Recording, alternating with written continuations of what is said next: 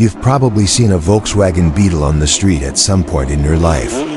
Maybe stock and original, maybe heavily modified, screaming down a drag strip with far more power than anyone expects from a small rounded car like this. But how did this unlikely machine become one of the most recognizable cars ever built? In this video, we're telling the full story of this legendary automobile. The Volkswagen Beetle is one of the most recognizable cars ever built. Its rounded shape is so familiar that even a child can sketch it from memory. But behind that simple silhouette lies a complex and surprising history, one that begins in 1930s Germany and stretches across continents, cultures, and generations. To understand the Beetle, we need to go back to a turbulent moment in history. In the early 1930s, Germany did not have an affordable car for ordinary citizens. Most vehicles were expensive, hand-built machines reserved for the wealthy. The idea of a people's car was radical. The German government commissioned engineer Ferdinand Porsche to design a vehicle that met strict requirements. The car had to carry 2 adults and 3 children. It had to maintain a cruising speed of 100 kilometers per hour. It needed to deliver good fuel economy, at least about 13 kilometers per liter. The engine had to be air-cooled, since many Germans did not have heated garages and water-cooled engines could freeze in winter. And most importantly, it had to be affordable, priced under 1,000 Reichsmarks. That was an ambitious engineering challenge. After years of prototypes and testing, the car was officially presented in 1938 under the name KDF wagon, which later became known as the Volkswagen Type 1. What made it different was its layout. The 4-cylinder boxer engine sat in the rear and was cooled by air instead of liquid. The trunk was in the front. Its curved body wasn't just aesthetic, it improved aerodynamics, reducing drag and increasing efficiency. There has long been debate about whether the Beetle's design was influenced by the Tatra T87, a Czech car that also featured a rear-mounted air-cooled engine and aerodynamic bodywork. Some historians argue there were similarities, significant enough to spark legal disputes after World War II. The truth likely lies somewhere in the gray space where engineering ideas circulate across borders. World War II interrupted civilian production. The factory shifted toward military vehicles. But after the war ended in 1945, something unexpected happened. Under British supervision, the damaged Volkswagen factory was restarted.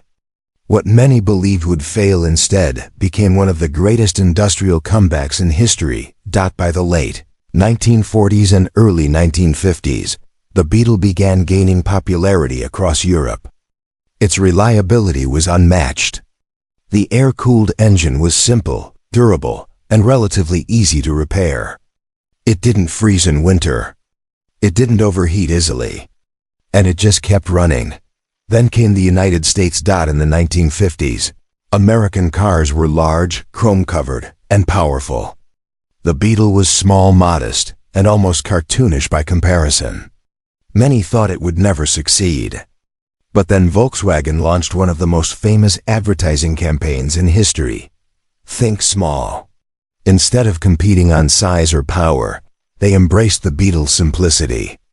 It became a symbol of practicality and quiet rebellion. By the 1960s, the Beetle had become more than transportation. It was part of the cultural identity of a generation. College students, artists, and the counterculture movement adopted it.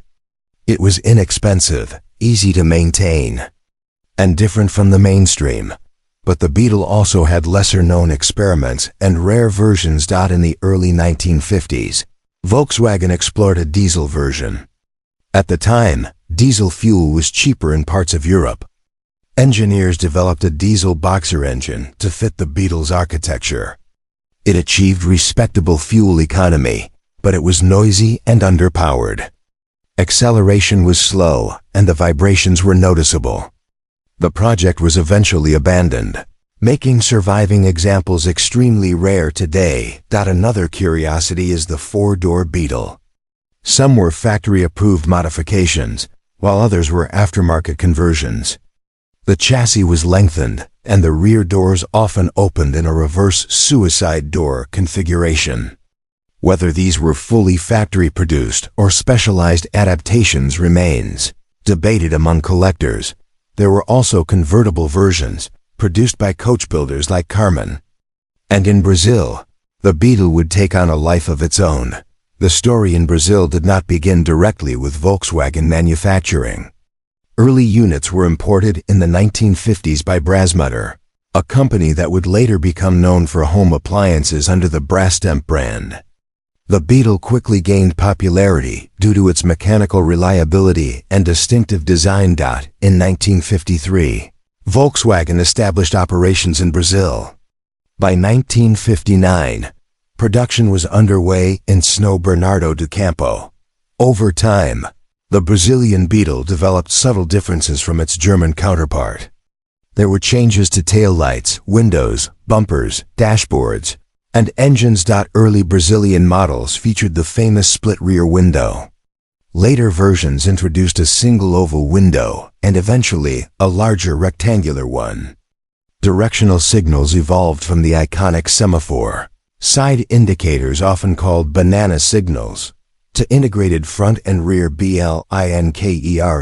Mechanically, the Beetle evolved as well. Engines grew from 1,200 cc units, producing around 36 horsepower, to larger 1,300 cc engines with more power.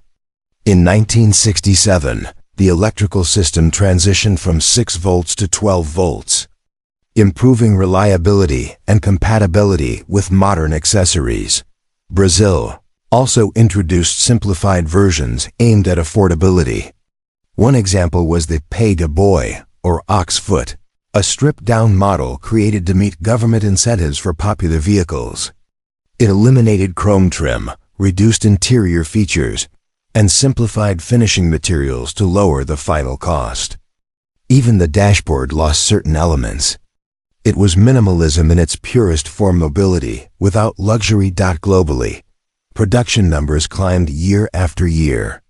In 1972, the Beetle surpassed the Ford Model T as the most produced car in history. Eventually, over 21 million units would be built worldwide. Its longevity is astonishing. Germany stopped production in 1978 for sedans, though convertibles continued briefly. But in Mexico, production continued until 2003.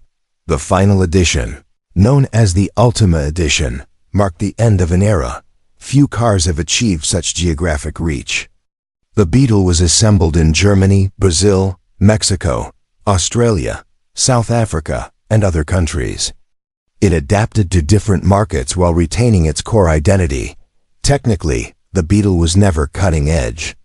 By the 1970s, its rear engine layout and air-cooled design were becoming outdated compared to front-engine, water-cooled competitors. Volkswagen itself eventually moved toward modern, front-wheel drive platforms with models like the Golf, but the Beetle's simplicity was its strength. It was mechanical honesty on wheels. Its shape became iconic in film and television. The most famous example may be Herbie, the fictional racing Beetle that gave the car a personality in Hollywood films. That further cemented its cultural status. Today, collectors value early split-window models, rare convertibles, and special editions. The Beetle is not just remembered, it is preserved, restored, and celebrated worldwide. The original mission was simple: create an affordable car for ordinary families. In achieving that goal, engineers built something far more significant. The Beetle became a symbol of resilience, adaptability, and design clarity. It survived war. It crossed oceans. It outlived trends. More than a machine, it became part of personal histories. For many families, the Beetle was their first car. For others, it was a reliable companion that refused to quit. Its engine hummed in the rear. Its trunk sat in the front, and its silhouette rolled through decades unchanged. In a world obsessed with constant reinvention, The Beetle proved that consistency, when executed well, can become timeless.